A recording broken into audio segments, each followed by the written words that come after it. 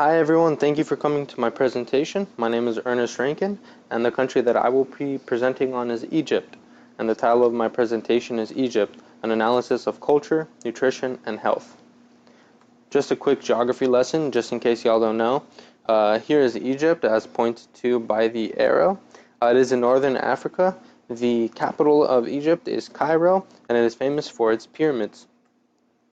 So for Egypt's eating style and food culture, lately there has been an increased reliance on subsidized foods provided by the government, and these include bread, sugar, white rice, pasta, and oil. Next, for the more traditional foods, we have kofta and kebab, which are meat dishes. We have calamari, which is squid.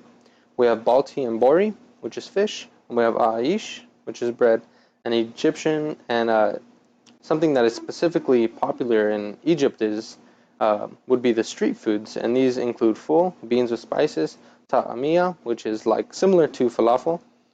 Next, we have shawarma, which is chicken or lamb. And lastly, Egyptians are also known for their sweet tooth, and this includes ma halabiya and ruzbi laban, rice pudding. Sorry for the pronunciations.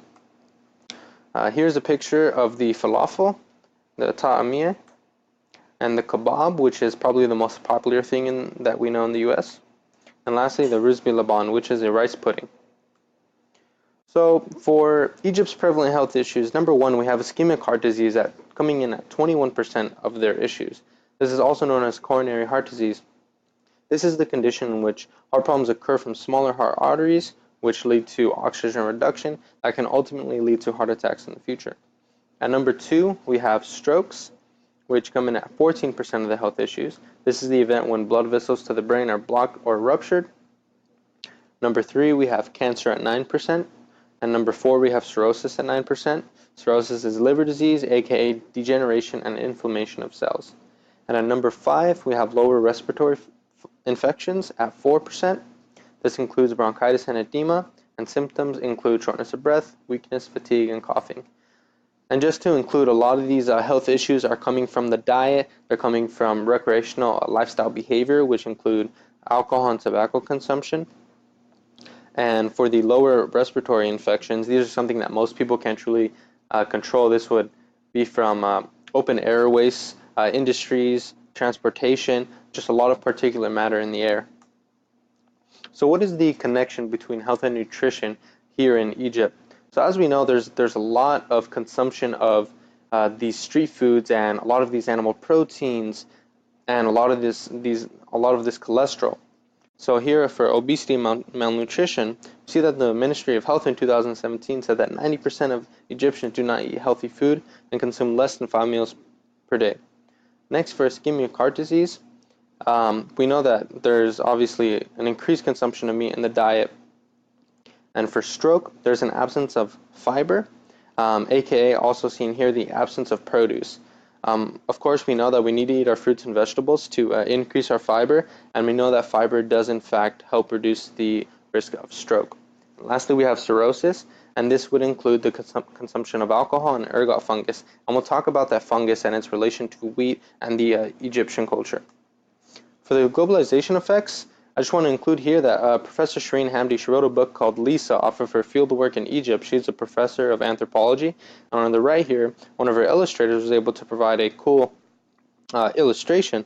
And if you see here, this money sign in wheat, it's showing these super political arrangements made between Israel, Egypt, and America, in which Egypt has been importing tons of wheat from the Midwest in America.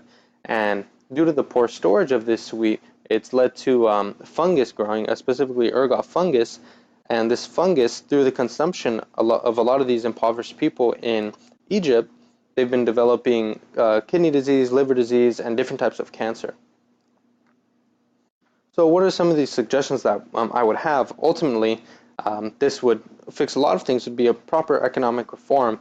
This would lead to the increase of a lot of health benefits, and hopefully it would allow them to return to their traditional foods, and this traditional Mediterranean diet is actually extremely healthy, and which is a model that Dr. Michael Greger does reference to a lot, which is just fruits, vegetables, beans, nuts, and healthy oils.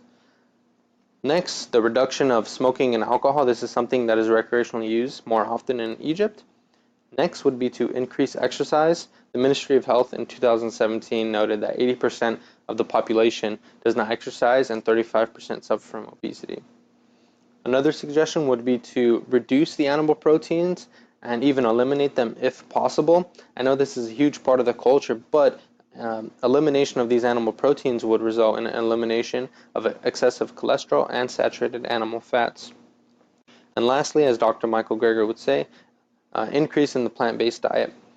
Dr. Michael Greger says this obviously because of research, and it leads to a lot of life-changing effects, and we know that it does reverse heart disease. And lastly, here are my references. Thank you so much for tuning in to this presentation.